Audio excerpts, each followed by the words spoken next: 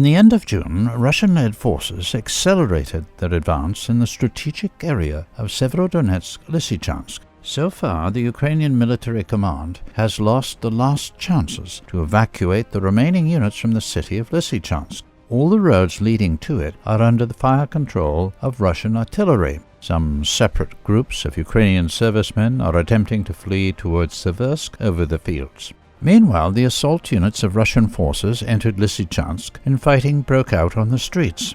According to the ambassador of the Luhansk People's Republic to the Russian Federation, the forces of the LPR and Russia already control 50% of the city of Lysychansk. Russian units are advancing from Volcheyarovka along the Oktyabrskaya avenue and from the village of the Matrosskaya mine along the Heroes of Stalingrad.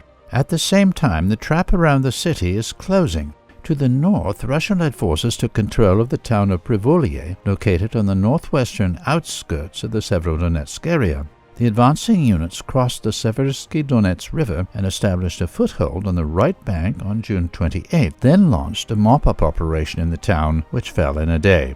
On June 29th, Russian forces took control of the entire industrial area of the Lysychansk oil refinery, located to the west of the city of Lysychansk. This was one of the main military bases of Ukrainian units in the area. As a result of several days of clashes, Ukrainian ranks suffered heavy losses. Suffering strategic losses in the Donbas region, Ukrainian forces attempt to achieve any gains in the Black Sea area. After several attempts to repel Russian forces from Zmeiny Island, the Ukrainian military reportedly succeeded on June 29.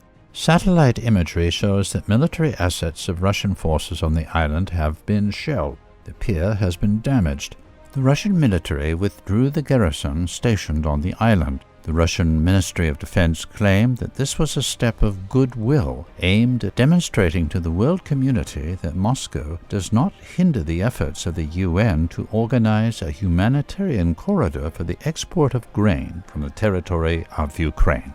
On the same day, in the Zaporozhye region, the largest exchange of prisoners of war since the beginning of the Russian operations took place near the town of Kamenskoye. 144 Ukrainian prisoners of war were exchanged for 144 Russian servicemen. Despite the claims of the Russian military that members of the Ukrainian nationalist battalions would not be exchanged but would face trial, among those exchanged from the Ukrainian side were 43 wounded Azov militants, including those from the Azovstal plant in Mariupol.